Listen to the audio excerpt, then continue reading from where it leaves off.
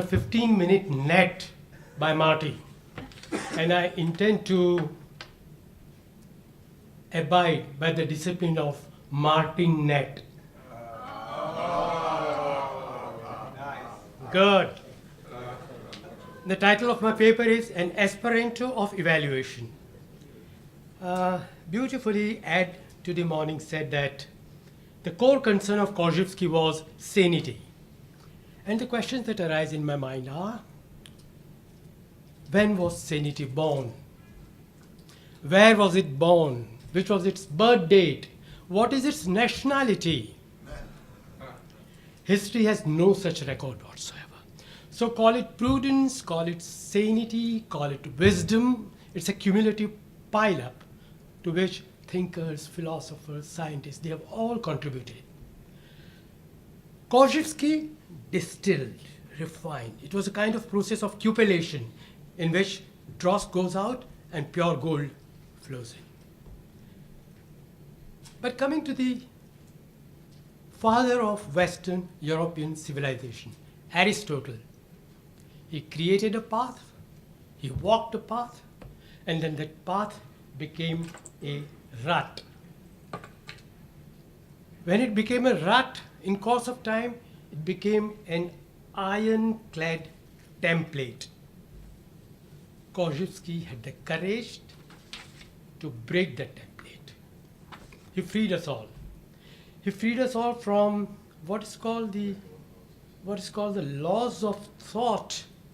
Also have flaws of thought. He put the pulse right there and he said, this Aristotelian ease. It is something like as though we are in the Times Square. There is no signage system. In the center, there is only a luminous billboard and it says ease. And what it means, what this ease implies, he said, this is ease. That's what he did. And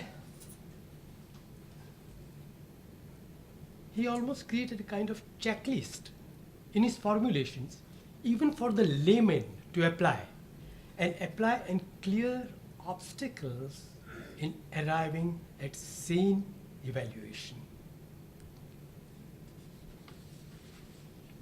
I mentioned about the flaws of thought.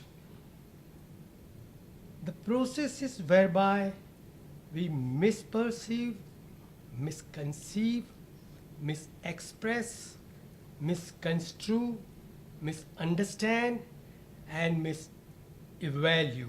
They were laid bare by him so that we know that these are the pitfalls to be avoided.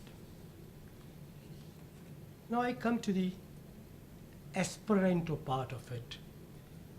Korzybski's own compatriot, L.L. Zamenhof, he was also Polish. And in his childhood, he heard Polish, German, Hebrew, Russian, which was spoken where he lived. And people had a very denigrating opinion of each other. They failed to understand each other. And he said, why can't I create a politically neutral, universal language, easy to understand, in which without interpreters, without teachers substantially, people can interact directly and understand each other.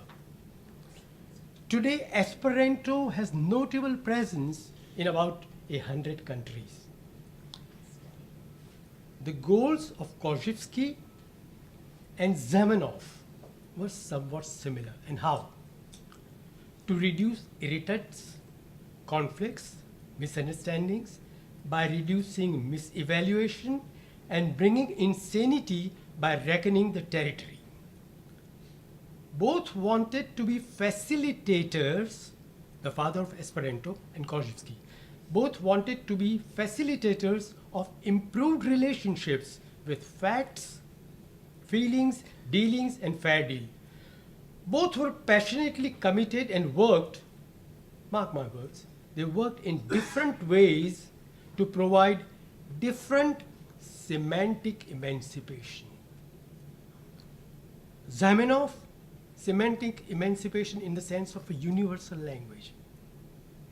and Korzybski in the sense of semantic reaction, evaluationary processes which can be deployed by anybody and everybody. So they both worked in their own different ways for semantic emancipation of mankind. Now when you have a problem, you need to raise consciousness about it. We may have ideals, abstract notions and all that, but if you want to put it into practice, we need to raise awareness. Female suffrage, for example, is just less than 100 years ago.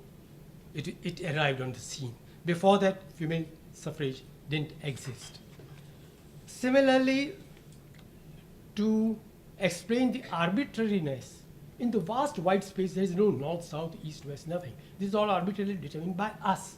So in Australia, they have maps in schools in which they show Australia upside, towards the north, just to emphasize that this is all arbitrary. We are up, this northern hemisphere chauvinism.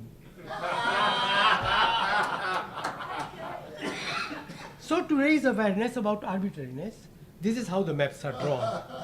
Similarly, though the founding fathers mentioned about all men are created equal, it took the slavery continued and Emancipation Proclamation came many years later.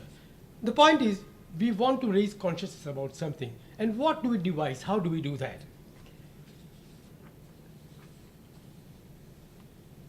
I have many illustrations.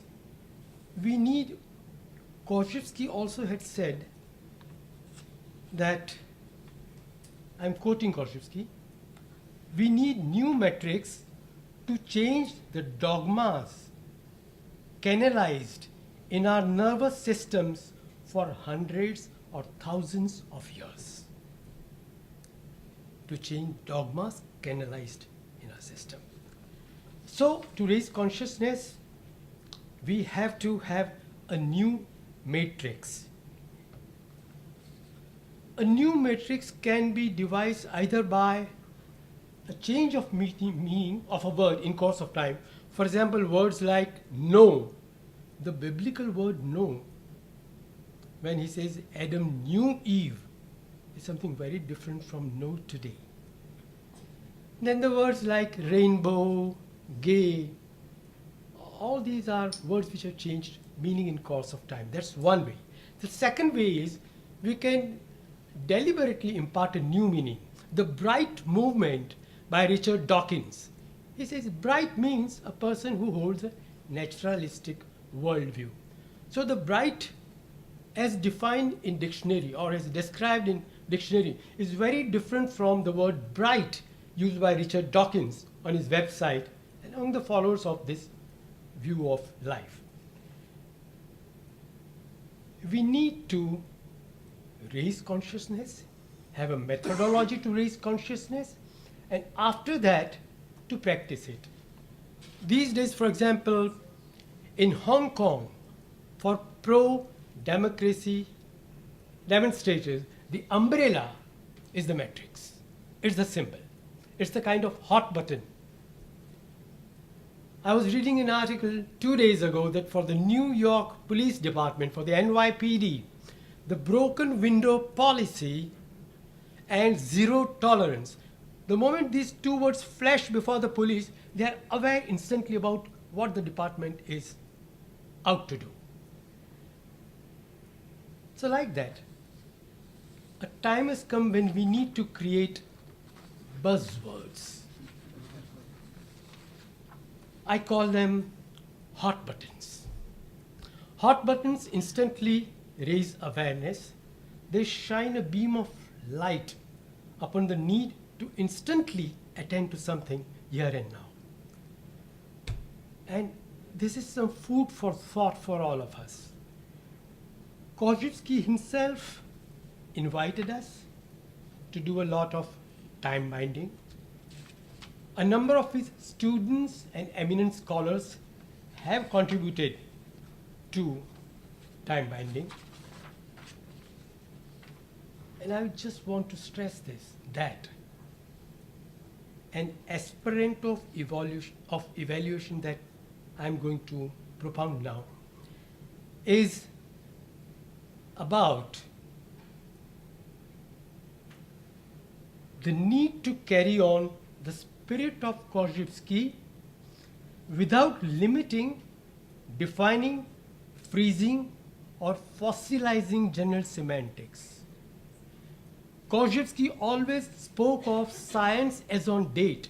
So in the 1950s, what was science known to Korzybski is very different from science today.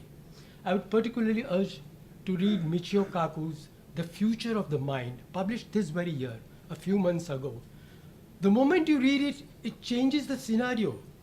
The project of Obama about mapping the neural network. We have mapped the genome. That project of Bill Clinton is complete. The present collaboration between Obama and European Union is about mapping the neural network, and it's called Connectome. The moment Connectome is complete, we will see that our methodology and formulations for carrying on the spirit of Korzybski will be somewhat outdated. And my contention is, it would be very tragic if by so defining we Aristotelize the formulator of non-Aristotelian thought. We need not fossilize GS as on a particular date, keeping in view the changing context, the new developments in science, the new language. People do not speak in terms of Shakespearean language today. There is Twitter, and there is SMS, and there is emoticon, which one never heard of 30 years ago. And if words like twerking can go viral, why not hot buttons like, and I am suggesting now food for thought, a short hot button like spelled M-Y-O-P-N-I-N, my opinion. So when I say Mopin Martin is tall, it instantly makes it clear that it's a personal perspective, subjective standards are applied. It's not eternal truth carved in stone. Because I am 4 feet 6 inches, so I find Marty very tall. So Mopin is a hot button. It instantly raises that it's just an opinion. It's not the eternal truth. Similarly, a word like also. So when I say Marty is also a wonderful spouse, if I say that, it means apart from many, you know him as a professor and so and so and so and so and so and so. Or if I say that the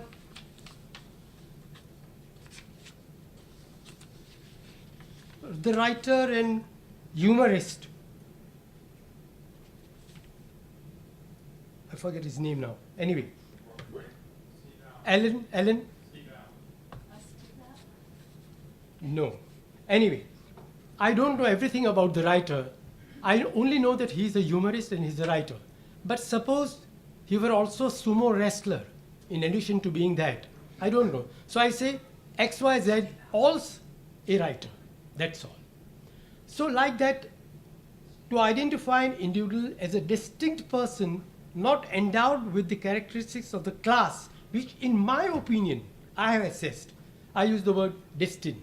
So when I say destined Lance, it means I don't see Lance as belonging to the category of professor or Jew or athlete or anything whatsoever.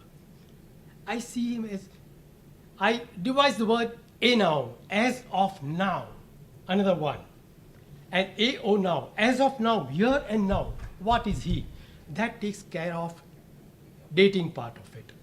Now like these buzzwords, the hot buttons can be created whereby consciousness can be raised and instantly it comes into operational mode. And people don't have to memorize the formulations and start practicing it. It becomes a part of the flow of life. In the end, I would only say,